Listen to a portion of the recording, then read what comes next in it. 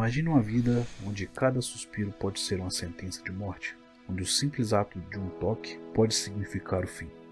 Parece coisa de filme, mas essa foi a realidade de David Philip Vetter, conhecido como o Menino da Bolha. Hoje você vai conhecer a emocionante e impressionante história real de um garoto que viveu cercado por paredes de plástico, mas que tocou milhões de pessoas ao redor do mundo e ainda ajudou a salvar incontáveis vidas. David nasceu em 21 de setembro de 1971, no Texas. Mas antes mesmo de abrir os olhos, seu destino já havia sido traçado por um inimigo silencioso, uma mutação genética.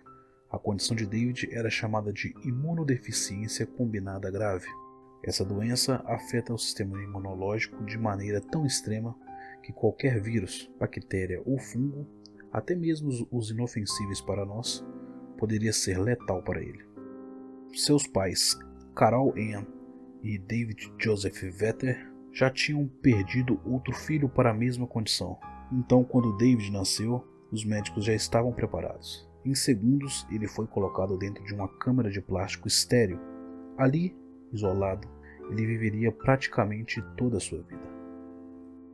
A bolha, como era chamado esta câmara de plástico estéril, era uma espécie de casulo de plástico transparente, conectado a filtros de ar, pressão positiva e câmara de esterilização. Ninguém podia entrar, tudo o que entrava precisava passar por processos rigorosos, tanto roupas, brinquedos, alimentos, tudo era tratado com gás por horas antes de chegar até ele. David era literalmente um prisioneiro da própria sobrevivência. E o mais trágico, ninguém podia tocá-lo. Nem seus pais, nem seus irmãos, nem seus médicos. Mesmo assim, os pais de David tentaram dar a ele uma infância com o máximo de normalidade possível.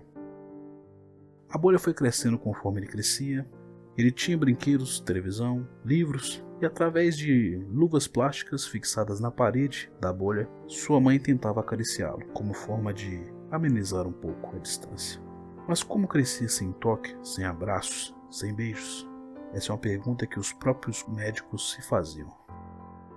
David não era um paciente passivo, ele era um menino muito inteligente, questionador, com senso de humor e uma curiosidade aguçada. Conforme crescia, ele começou a entender sua condição e a se revoltar contra ela. Em entrevistas com psicólogos, David dizia coisas como: "Por que eu sou assim? Por que Deus me fez assim? Será que um dia eu vou sair da bolha?" Em momentos de frustração, ele rasgava seus brinquedos, gritava e se debatia.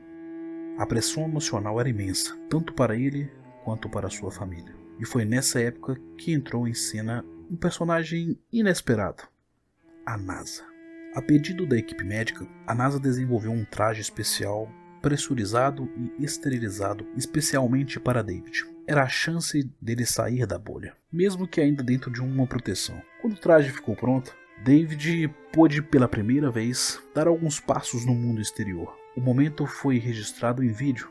Foi comovente, lindo, libertador, simplesmente um marco, mas também foi difícil e emocionante. Depois da primeira experiência, David se recusou a usar o traje novamente. Ele dizia que era assustador, pesado e que no fundo ele continuava preso. Era como uma liberdade que vinha com correntes invisíveis.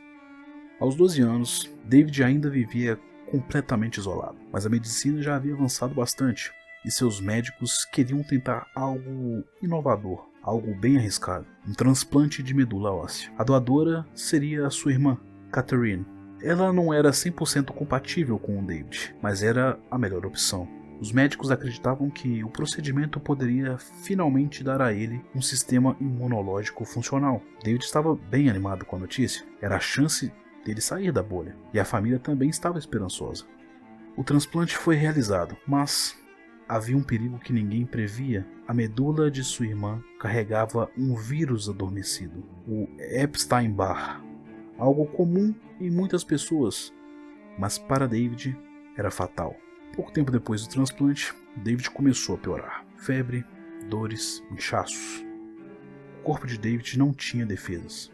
Ele lutou, mas seu organismo não aguentou. E em 1984, no dia 22 de fevereiro, aos 12 anos de idade, David Philip Vetter veio a falecer. E pela primeira vez em toda a sua vida, ele pôde sair da bolha e ser tocado pelos seus entes queridos. David morreu como um menino livre no final das contas. A imagem é dolorosa, mas também simbólica.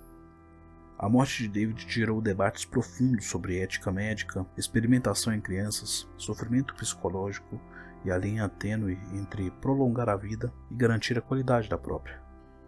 Mas também trouxe mudanças positivas. Graças ao seu caso, a imunodeficiência combinada grave passou a ser testado em recém-nascidos. A terapia genética começou a evoluir rapidamente, novas técnicas de transplante foram desenvolvidas com mais segurança e crianças com a doença hoje podem ter uma vida completamente normal. David, infelizmente, não foi uma dessas crianças, mas ele foi a ponte para que outros pudessem viver. Mais do que um paciente, David foi um símbolo. Sua história nos confronta com questões profundas. O que é uma vida digna?